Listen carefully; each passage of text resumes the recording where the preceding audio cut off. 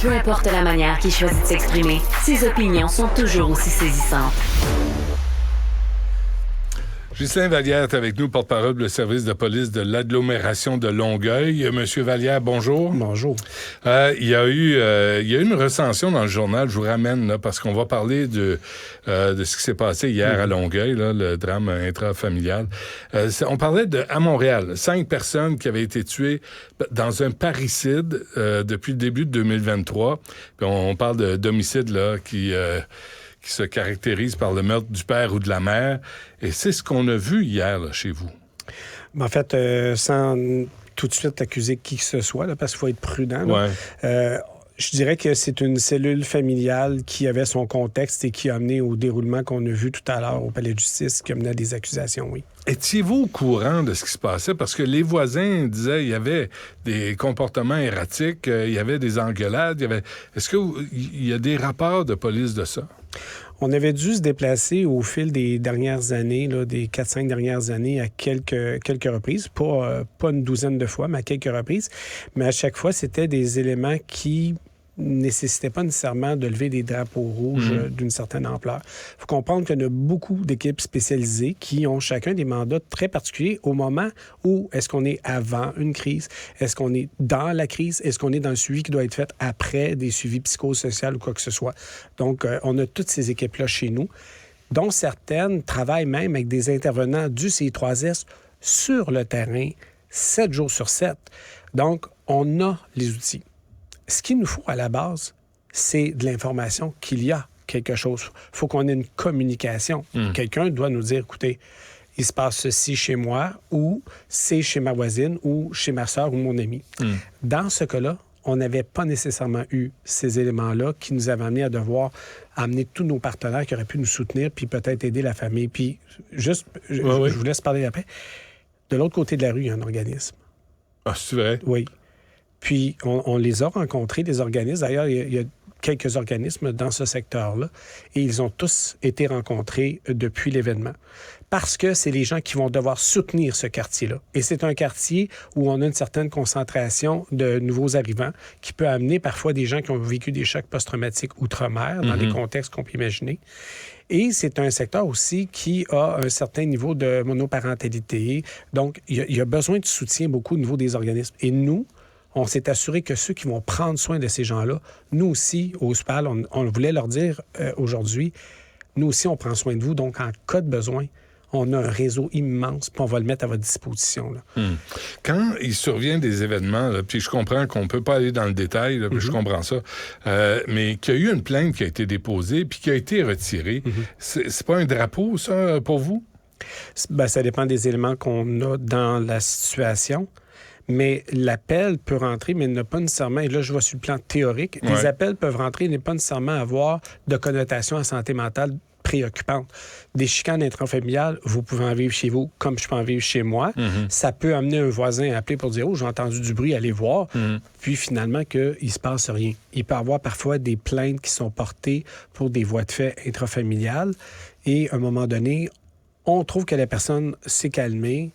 On ne veut pas non plus le stressiser avec un dossier criminel. On demeure toujours parents. On veut protéger nos enfants. Et parfois, ça arrive qu'on va modifier notre décision d'aller vers de l'avant avec une décision judiciaire. Qu'est-ce qui se passe, là, M. Vallière, présentement, là, dans cet appartement-là? Là?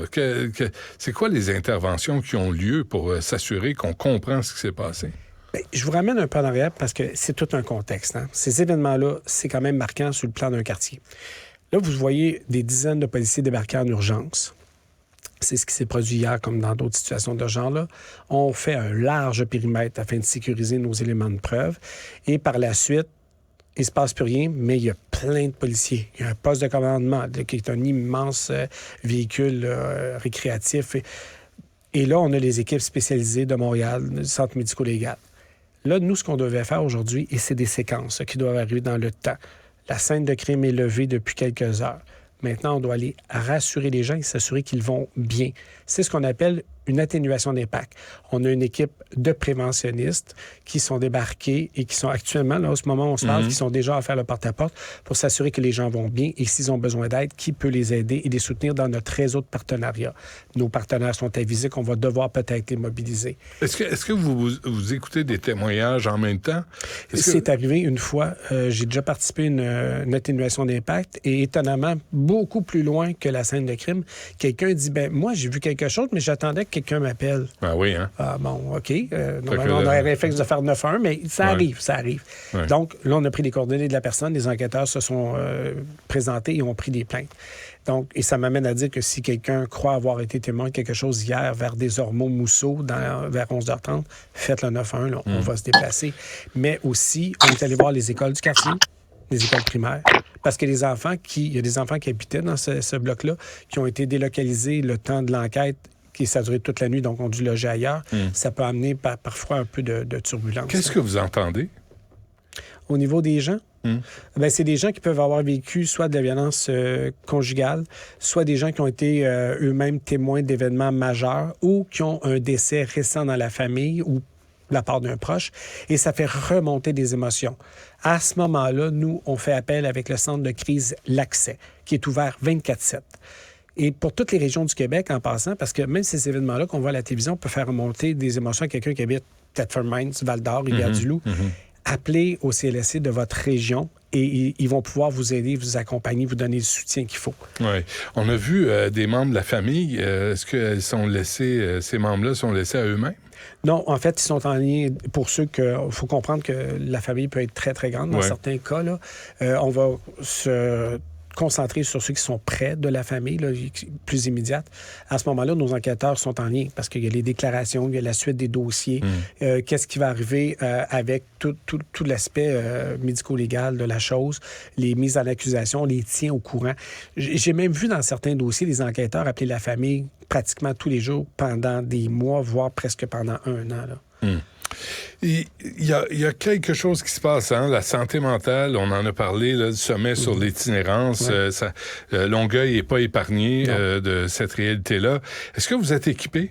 Vous autres, la police, parce que la police, vous n'êtes pas des travailleurs sociaux, vous êtes pas des gardiens non plus, vous êtes des polices. Est-ce qu'on vous en demande trop, là? Je vous dirais que ce qu'on a su développer sur le territoire de l'agglomération de Longueuil, et je vais parler non seulement du service de police, mais de la ville aussi, de toutes nos villes qui forment l'agglomération, on a toujours, et c'est peut-être ça qui fait notre force, c'est qu'on a d'excellents organismes. Puis je le dis pas par, vous savez, d'être chauvin ou vouloir flatter quelqu'un, c'est sincère, là. Les organismes répondent vraiment présents sur notre territoire. Puis je ne parlerai pas des autres territoires du Québec, je ne les connais pas. Mais on est vraiment choyés, on le voit. Moi, j'ai eu la chance de travailler comme préventionniste de près avec eux et on a réussi à bâtir au fil du temps des programmes comme le programme de développement professionnel Immersion où on va dans les organismes. Et je pense que ça, c'est des portes d'entrée qui sont payantes. Et la prévention, en prévention. Doit être toujours... C'est la prévention qui doit être un équilibre, par exemple. La répression va toujours demeurer dans le mandat des policiers. Mais il faut avoir des policiers qui font la prévention et c'est la force, c'est nos partenaires qui sont présents. Les policiers qui sont débarqués hier, là, ce qui s'est passé à Longueuil, est-ce qu'ils ont un encadrement? Est-ce qu'ils sont vus par quelqu'un? Parce que ce qu'ils ont vu là, c'est pas normal de voir ça dans la vie. Il n'y a pas un être humain qui est préparé à ça, malgré toute la formation qu'on a. C'est impossible. Et on ne sait jamais l'impact que ça aura sur nous et à quel moment dans notre carrière. Donc, nous, on a une psychologue chez nous qui est là, qui est très connue, qui est acceptée par le milieu. Là. Vraiment, ça se passe bien. On a aussi des intervenantes qui ont des formations, comme on a des gens de la CAVAC qui sont dans nos locaux, qui ont aussi quand même une vigilance, puis ils ont la capacité de le détecter. On a des intervenantes psychosociales avec certaines de nos équipes là, en prévention, avec les policiers réseau. Donc, on a plein de gens. On a un psychothérapeute avec nous aussi. Il y a plein de gens qui peuvent être alertes, mais il y a des post-mortem après chacun de ces événements-là en équipe pour s'assurer que tout le monde va bien. Et on pourrait avoir le réflexe de dire, mais en groupe, peut-être que les policiers n'oseront pas, le côté un peu... elle veut encore des grosses polices, là, comme l'image est envoyée souvent, là, macho, puis vous voulez pas parler, vous voulez pas être traité, vous voulez pas vous confier. Je pense que c'est un une cliché autre qui époque, date des années 70. On reste longtemps sur nos clichés. Vous savez, comme l'histoire de dire les policiers, c'est un milieu très macho. J'ai pas le chiffre exact, mais chez nous, là, c'est pratiquement du 40-60, si c'est pas plus. Représentation féminine. Dans la haute direction, on a beaucoup de femmes aussi. Ça change beaucoup la dynamique. Puis on a du personnel civil de plus en plus qui nous aide à réfléchir autrement. Puis les jeunes policiers, là, je vous dirais, là, des 10 dernières années, il y a beaucoup d'interventions déjà dans les cégeps, en technique policière et à Nicolette, pour changer ça. Et c'est une autre génération aussi. C'est une autre génération. Et on comprend qu'un psychologue, là, c'est pas un tard là, de devoir consulter. Là. Tout le monde a besoin d'aide un jour dans sa vie. Un policier comme les autres. Exactement. Parfait. Puis évidemment, on ne peut pas parler du cas de façon précise parce que ça va être devant les tribunaux. Hein? Exactement. On ne veut pas faire enfarger rien ni personne. Ghislain Vallière du service de police de l'agglomération de Longueuil, un gros merci. Bonne chance. Merci, au revoir.